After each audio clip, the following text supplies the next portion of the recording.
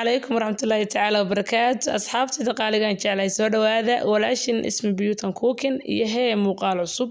maanta waxaan noo wadaa baagiye amba quraac basbaas la kurbasa u taqaano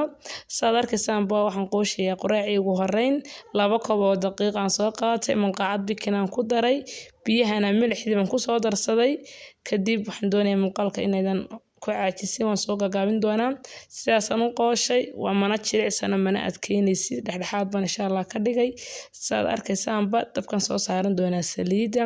waxaan doonayaa inaad hore aad baagiyaha u cuntaan intaasna waa kaftan marka insha Allah ila soo muuqaalkana dhamaysta ma sha Allah dabkan soo saartay saliidii aad iguma beelin waxaan doonayaa in si fiican quraac ugu bislaado labada dhinacba amba hoosta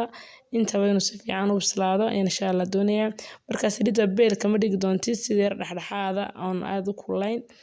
kadib malqacadaasaan ku soo qiyaasaya aan ku guranaya hadad gacantaada aad la gashood ku gurtana waa okay gacmaha ka guban marka insha Allah marka saasaan ugu soo guri doonaa dhamaantiis aad arkaysaanba ما شاء الله ساسا ugu soo guray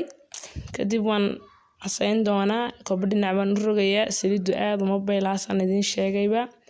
ma sha Allah si fiican buu noogu bislaanaya quraaca sad aragtaanba ma sha Allah ilaahay amarkii waan iska jecelay baagiyaha anigu marka insha Allah saasaan ugu soo guray kadib xabxabada yar cadna waan casayn doonaa ma sha Allah baagiyana caadi baa halka ka soo bixi doonaa habli baagiyaha jalaamiis soo yaaca ma sha Allah waan ka soo guri doonaa intan hore aan ku soo guray ayaan ka soo guri doonaa ma sha Allah saas inoogu soo baxay quruxda badan la arkaysaan jiliciisana lagama sheekeyn karo waayo saliida dad bayl ka dhigto uu ka gubanayaa ma sha Allah dabka waxaan soo saartay oo kale hererigii aan ku cun lahayn basbaaskii ayaa halkan dabka ii saaran waa kan arka insha Allah saas uu igu karkaraya qajidiina dabka soo saartay kadib waan soo diyaarin doonaa ugu horeyn inta tahay markii u horeysay channel-kayga soo booqato please soo dhawow subscribe-ta ii saar gambaleelkana furo si muuqaalada ay kugu soo dhacaan haddaad ila joogtina like-ta ii saar please asxaabtiina la sii share gareeya wixii fariin ahna comment-iga hoose igu wadaag insha Allah ما شاء الله waan soo dhameystiray quraac waan soo dubay basbaaskiina waan soo qooshay dhadhanaankii iyo wax walo lagu daray baagiyan waan ku soo daray waka saas inoogu soo baxay quruxda badan leh